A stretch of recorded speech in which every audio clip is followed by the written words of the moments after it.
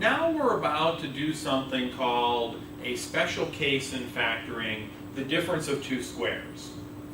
And I've got some rules written up here. It tells you to take the square root of both terms, and then we are kind of writing this, and we're writing a parentheses with a plus and a minus, and we're going to substitute. And I actually want to go over those rules second.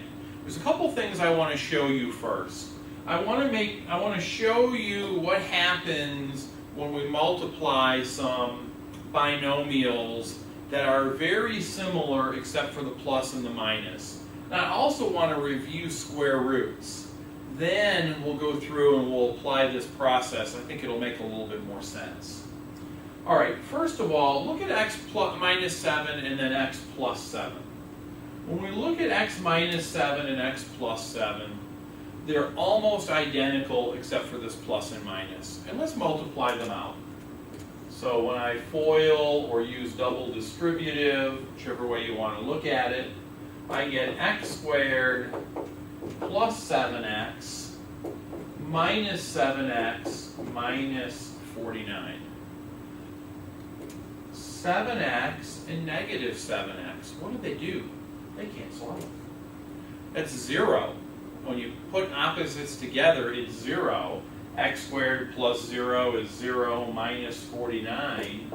Leaves me with x squared minus 49. Let's look at the second one here. And yeah, that's a little different. And you're going to see the second one, the same thing happens. 3x times 3x, 9x to the second. 3x times 4, 12x. Negative 4 times 3x, negative 12x. And negative 4 times 4, negative 16. The middle terms cancel out. Leaves us 9x squared minus 16. Normally, a binomial times a binomial gives us a trinomial, doesn't it? But in this case, a binomial times a binomial gives us another binomial. So what's going on there? How did it work out that these here were the same? Now, look at these. It's got x squared minus 49, 9x squared minus 16. All right? Now I want to look at the square roots here for a second. I just wrote a few review problems on square roots. The square root of x squared, what number times itself is x squared? And the answer for that is x, because x times x is x squared. If you did x times, I guess if I wrote it down here, x times x, when you have variables, you add the exponents. 1 plus 1 is 2. So x times x gives us x squared. All right?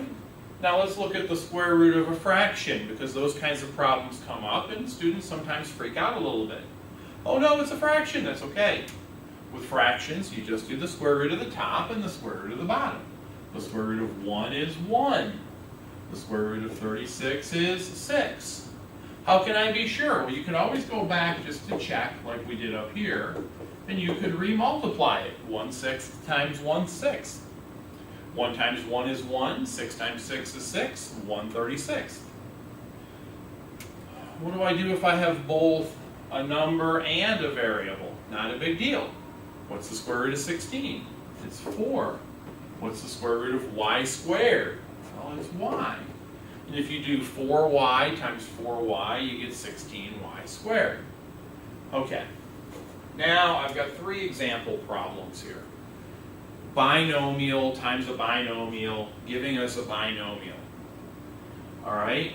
When you do these, you're going to take the square root of both sides, and then you're going to write with that plus and minus. Now, if you can't take the square root of both terms, you can't do this. Okay? If I would have had x squared minus 15 there, you can take the square root of 16, that's a nice number. You can't take the square root of 15 though. Okay? So that won't work. So you have to be able to take the square root of both of them. And even though I haven't written it up there, we do always check for common factoring first. These don't have any common factors, so we go on. So I've got x and x. Okay, I got a plus and a minus. And the square root of 16 is 4. Now if I remultiply that out, the middle term cancels, and it leaves me with x squared minus 16. Let's do the second one. Now take a hard look at it. Does it have anything that can be divided out of both of them? Well, 9 and 4 don't have anything in common, and this has an x squared that doesn't have anything in it, so nothing can be divided out. So what's the square root of 9x squared? The square root of 9x squared is 3x. What's the square root of 1/4? Well, see, the square root of 1 is 1, and the square root of 4 is 2. So I've got a 1/2 there. All right, again, you can check it if you want. You can remultiply it out. It will give you the original answer. And then for the last one, remember what I said. You always check it for any common factors. Well, 9 and 25 don't have anything in common. But we got x squared and x to the 4th. We got y to the 4th and y to the 2nd. They have variables in common, don't they? So we're going to do common factoring first. We've got to pull out the x's, and we've got to pull out the y's.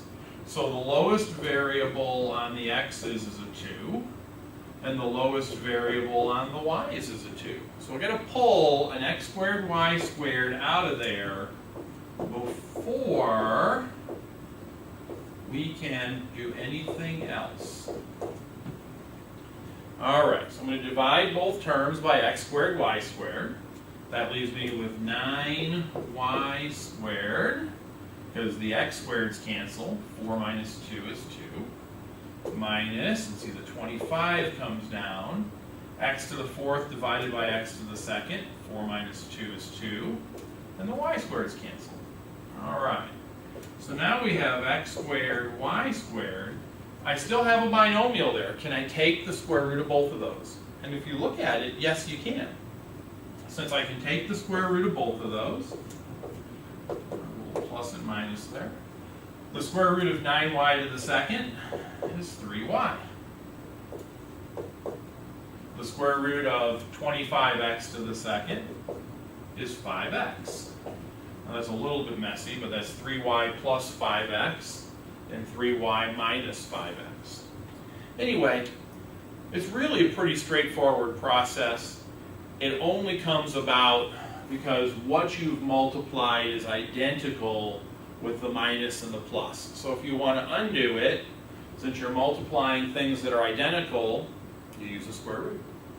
Anyway, take your time. Good luck.